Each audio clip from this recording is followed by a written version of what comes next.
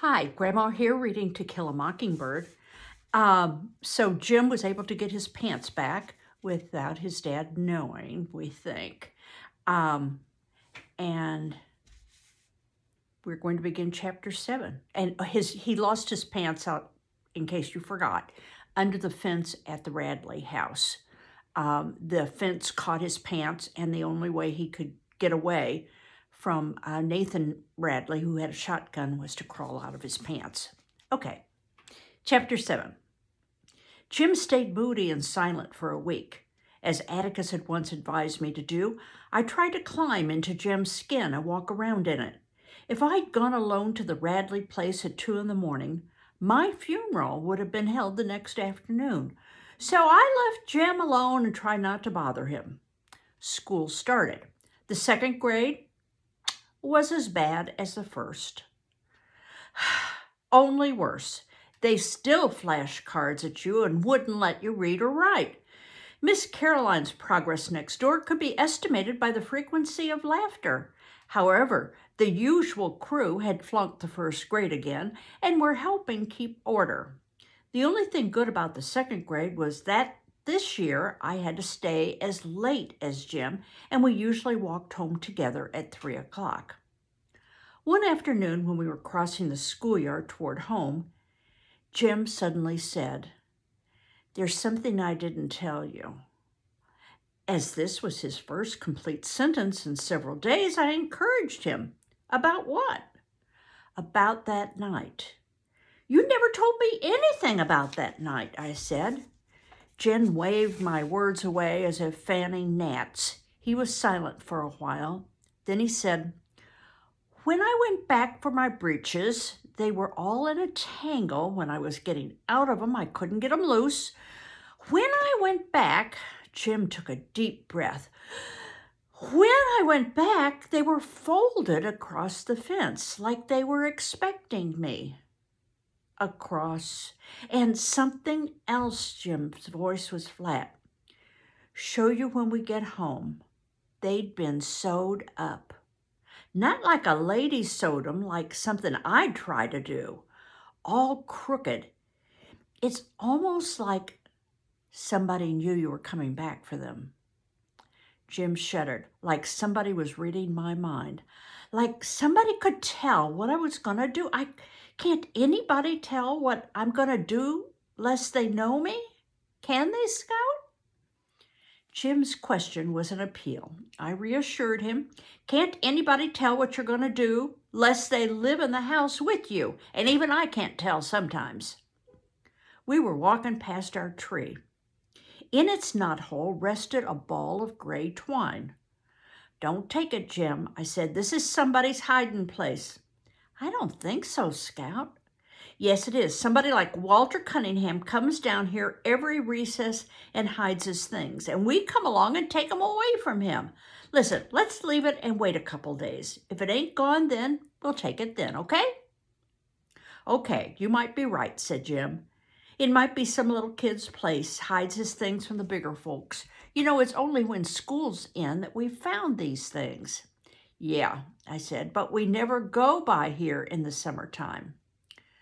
We went home. Next morning, the twine was where we had left it. When it was still there on the third day, Jim pocketed it.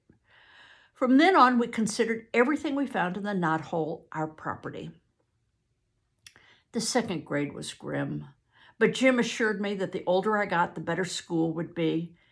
That he started off the same way. It was not until one reached the sixth grade that one learned anything of value.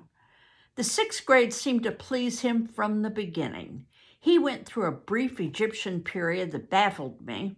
He tried to walk flat a great deal, sticking one arm in front of him, one arm in back, putting one foot behind the other. He declared Egyptians walked that way. I said if they did, I didn't see how they got anything done. But Jim said they accomplished more than Americans ever did. They invented toilet paper and perpetual embalming, and asked where would we be today if they hadn't. Atticus told me to delete the adjectives and I'd have the facts. There are no clearly defined seasons in South Alabama. Summer drifts into autumn, and autumn is sometimes never followed by winter, but turns to a day-old spring that melts into summer again. That fall was a long one, hardly cool enough for a light jacket. Jim and I were trotting in our orbit one mild October afternoon when our knothole stopped us again. Something white was inside this time.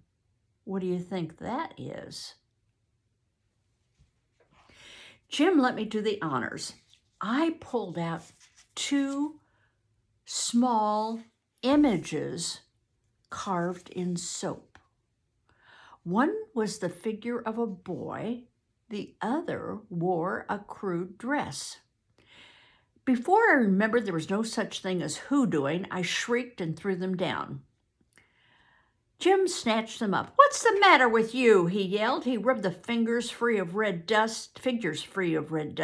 "These are good," he said. "I've never seen any of them these good." He held them down to me. They were almost perfect miniatures of 2 children. The boy had on shorts and a shock of soapy hair fell to his eyebrows. I looked up at Jim. A point of straight brown hair kicked downward from his part. I had never noticed it before. Jim looked from the girl doll to me. The girl doll wore bangs. So did I. "These are us," he said. "Who did 'em, you reckon?" "Well, who do we know around here who whittles?" he said. "Well, Mr. Avery. Mr. Avery just does like this. He carves. Mr. Avery averaged a stick of stove wood per week. He honed it down to a toothpick and chewed it." "There's old Miss Stephanie Crawford's sweetheart," I said. "He carves all right, but he lives down the country. When would he ever pay any attention to us?" "Well, maybe he sits on the porch and looks at us instead of Miss Stephanie. If I was him, I would." Jim stared at me so long I asked what was the matter, but got nothing. Scout for an answer. When we went home, Jim put the dolls in his trunk. Less than 2 weeks later, we found a whole package of chewing gum, which we enjoyed. The fact that everything on the Radley place was poison having slipped Jim's memory. The following week, the knothole yielded a tarnished medal. Jim showed it to Atticus, who said it was a spelling medal, that before we were born, the Macomb County schools had spelling contests and awarded medals to the winners. Atticus said someone must have lost it, and had we asked around. Jim camel-kicked me. When I tried to say where we found it, Jim asked Atticus if he remembered anybody who ever won one, and Atticus said no. Our biggest prize appeared 4 days later. It was a pocket watch that wouldn't run, on a chain with an aluminum knife. "You reckon it's white gold, Jim?" "Don't know. I'll show it to Atticus." Atticus said it would probably be worth $10, knife, chain, and all, if it were new. "Did you swap with somebody at school?" he asked. "Oh, no, sir." Jim pulled out his grandfather's watch that Atticus let him carry once a week if Jim were careful with it. On the days he carried the watch, Jim walked on eggs. Atticus, if it's all right with you, I'd rather have this one instead. Maybe I can fix it." When the new wore off his grandfather's watch and carrying it became a day's burdensome task, Jim no longer felt the necessity of ascertaining the hour every 5 minutes. He did a fair job, only 1 spring and 2 tiny pieces left over, but that watch never run. "Oh," he sighed, "it'll never go. Scout, huh? You reckon we ought to write a letter to whoever's leaving us these things?" "Well, that'd be right nice, Jim. We can thank 'em. What's wrong?" Jim was holding his ears, shaking his head from side to side. "I don't get it. I just don't get it. I don't know why, Scout." He looked toward the living room. "I've got a good mind to tell Atticus." "No, I reckon not." "I'll tell him for you." "No, don't do that, Scout." "Scout?" "What?" He'd been on the urge of telling me something all evening. His face would brighten and he would lean toward me, then he would change his mind. He changed it again. "Oh, nothing." Here, let's write a letter. I pushed a tablet and pencil under his nose. Okay, dear Mr. Well, how do you know it's a man? I'll bet it's Miss Maudie. Been betting that for a long time.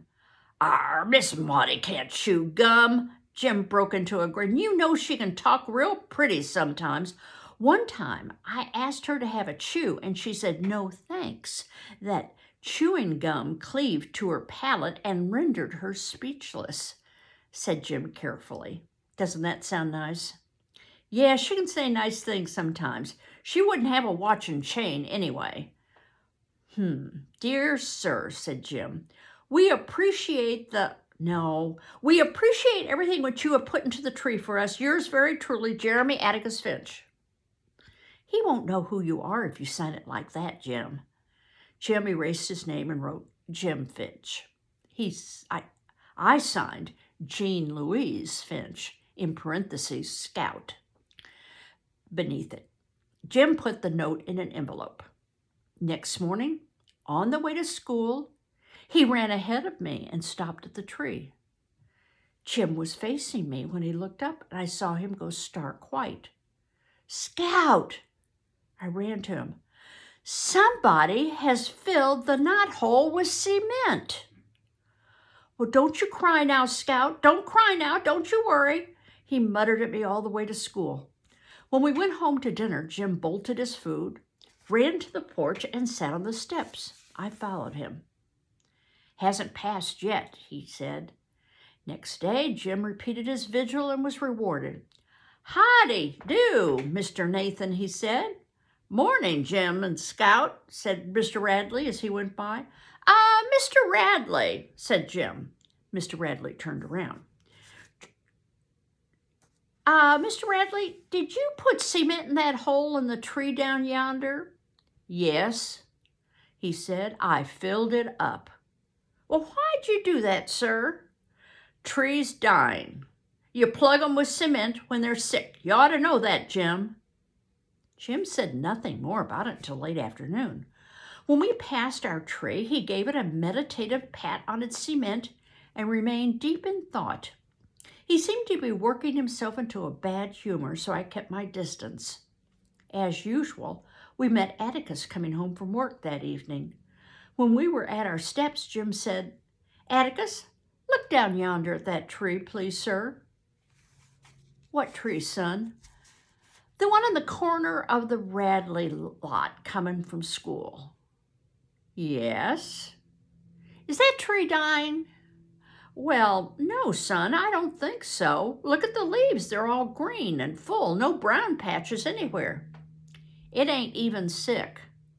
That tree's as healthy as you are, Jim. Why? Mr. Nathan Radley said it was dying. Well, maybe it is. I'm sure Mr. Radley knows more about trees than we do. Atticus left us on the porch. Jim leaned on a pillar, rubbing his shoulders against it. Do you itch, Jim? I asked as politely as I could. He did not answer. Come on in, Jim, I said. After a while, he stood there until nightfall, and I waited for him.